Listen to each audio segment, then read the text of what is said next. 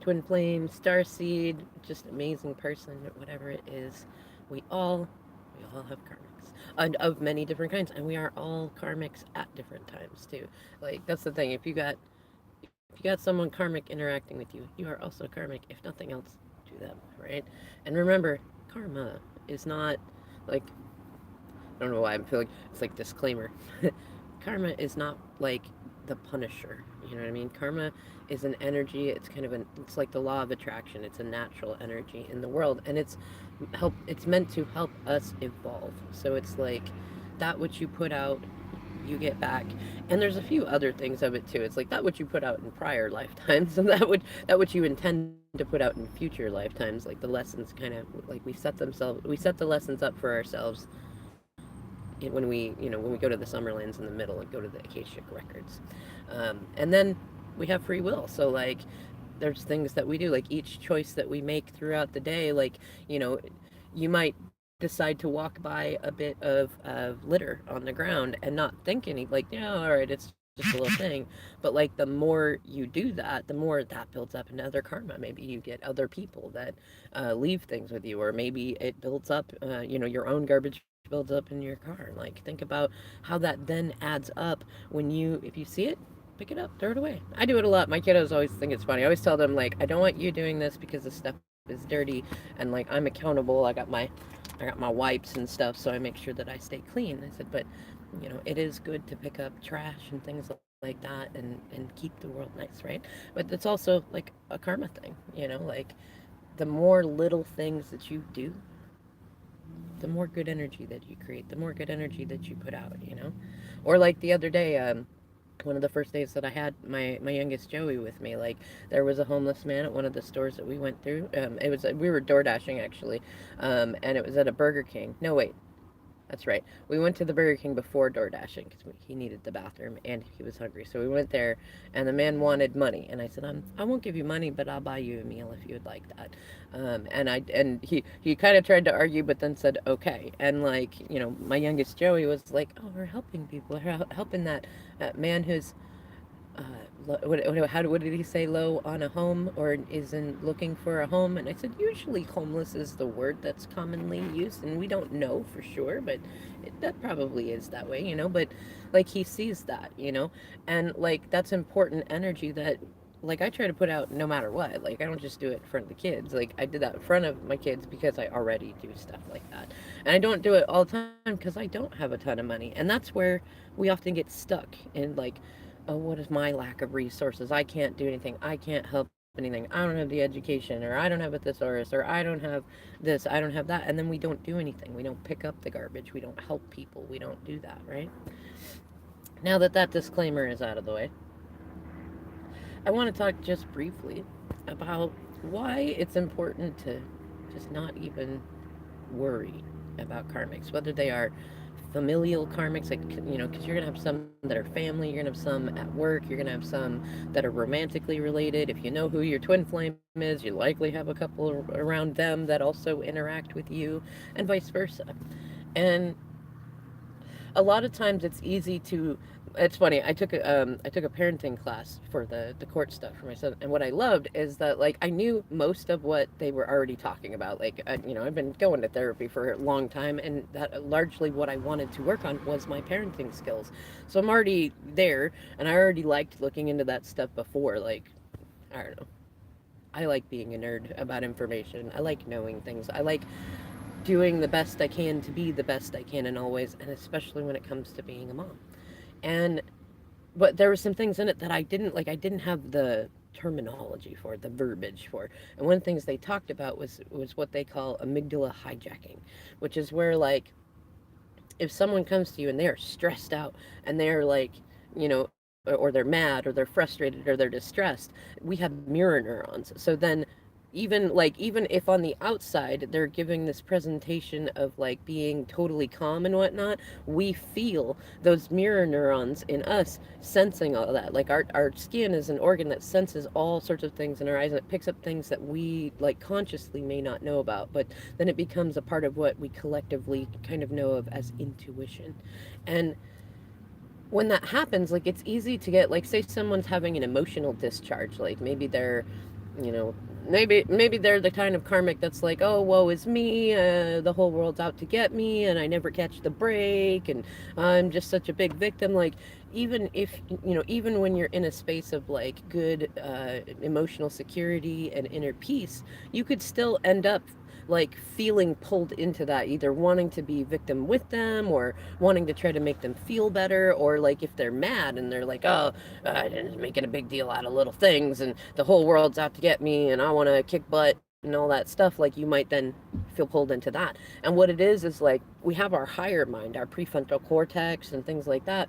And when we're in that space, it's easy to be more conscious. It's easy. Oh, hang on a second.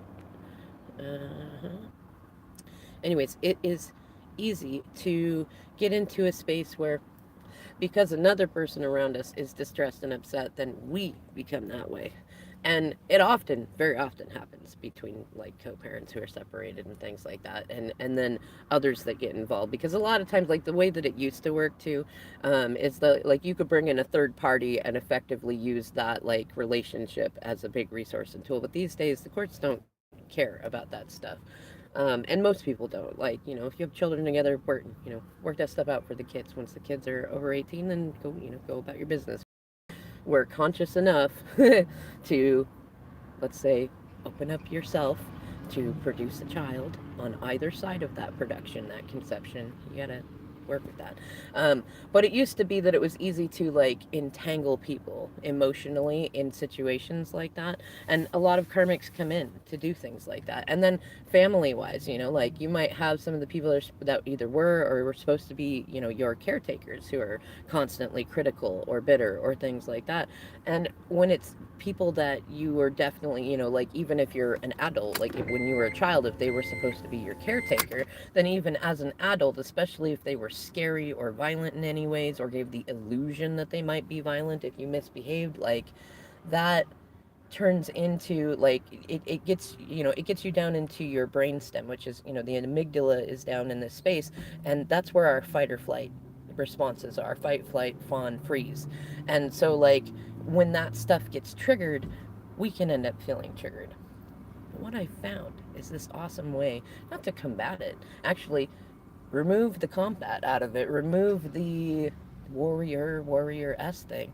And the way the most profound way that I found to get there is always to look at the cycles of people. If somebody is in a position that you would qualify as karmic, like a lot of people look at as somebody who is doing inappropriate, unhealthy, toxic, abusive things, that which isn't always true. Like a karmic can sometimes be like that good person that's like showing that contrast. You can have a karmic soulmate or karmic family member who is the contrast, who is the kindness, who is the good manners, who is the healthy example. And sometimes that ends up being triggering on its own.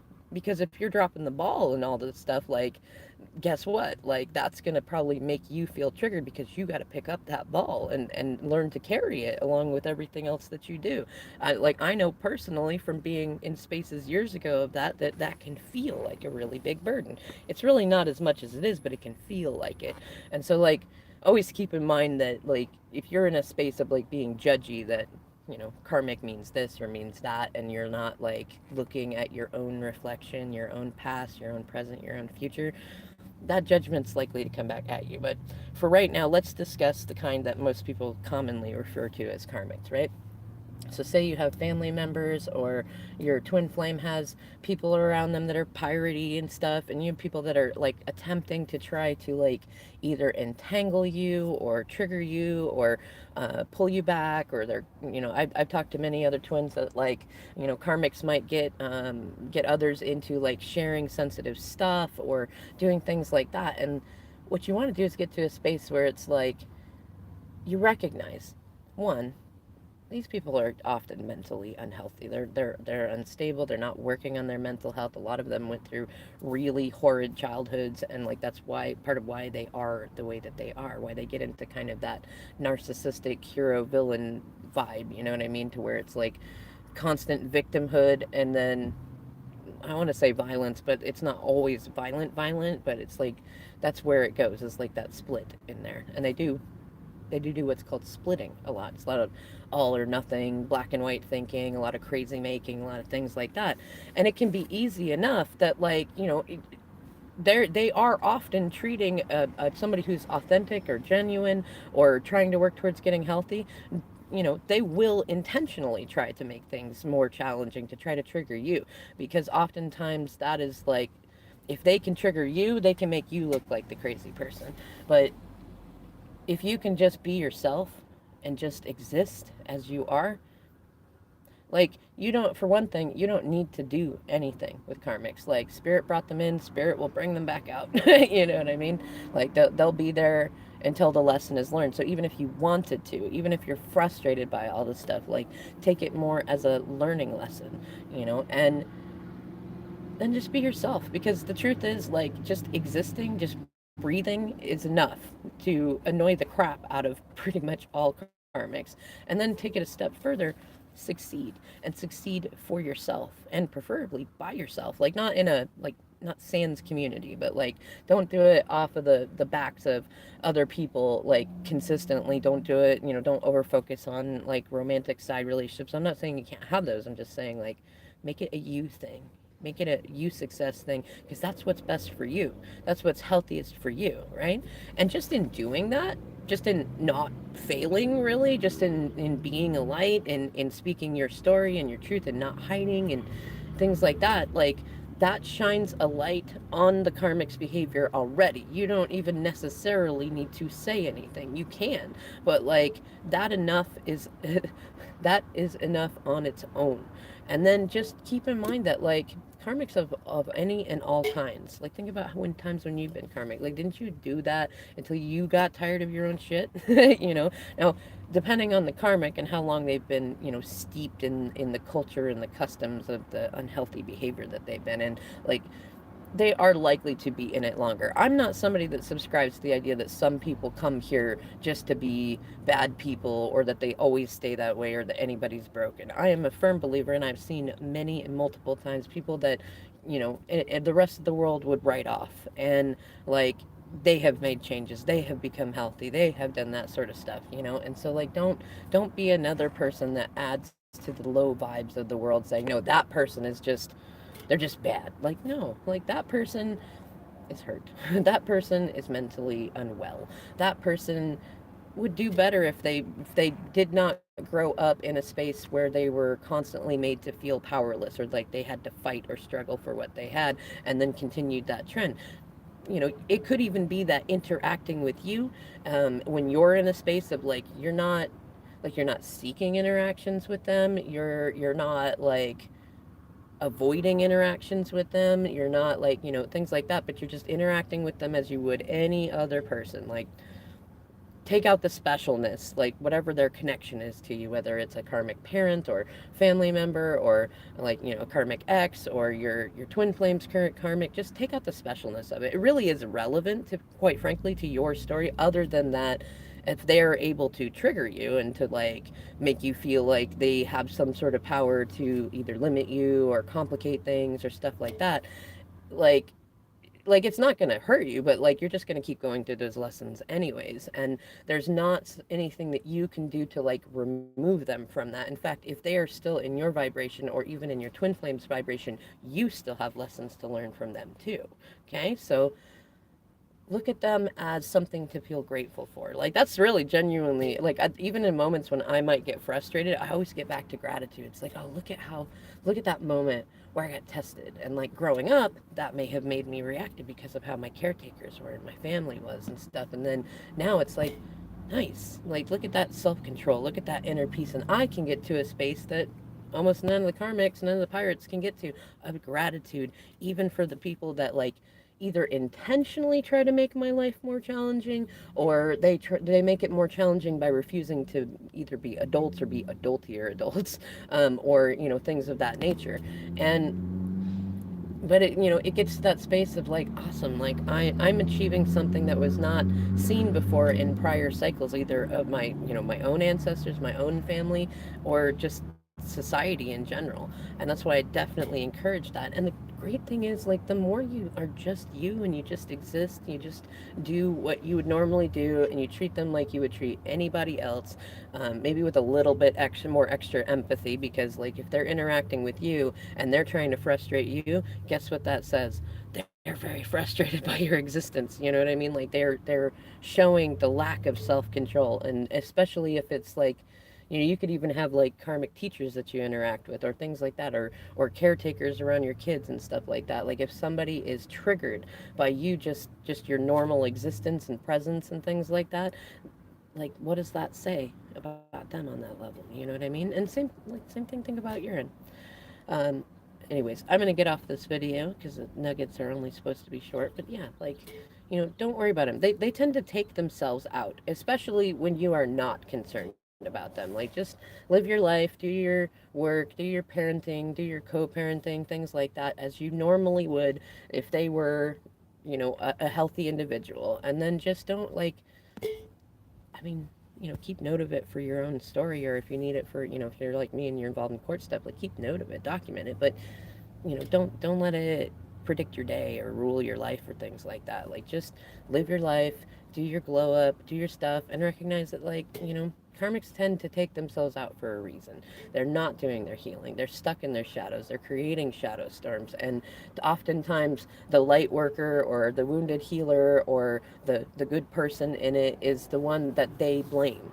It's really, like, the logic doesn't make any sense, but they often do. And it's the same thing, like, you may have grown up and, like, been the one that got bullied a lot. Well, oftentimes that's because people recognize that you either are genuine and authentic, or you have the ability to be. And then that might create little, to them, it's like, it'd be like if you were, a hive of ants or something, that, like, they can get a large group, but there's always more all around. There's always little things to do and stuff like that. And so they might see you as a threat, just existing. And then that can continue as an adult.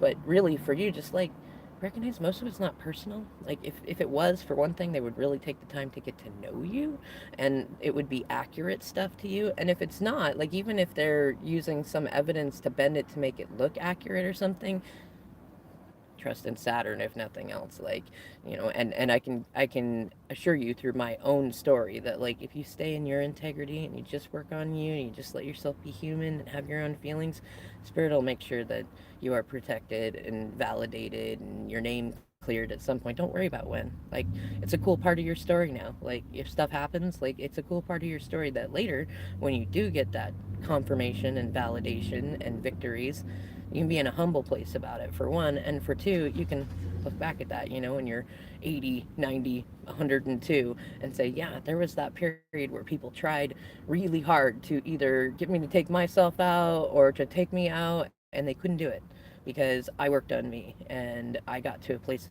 of inner peace and empathy for everyone, you know? And trust me, that's enough. That's enough to get most karmics to move on.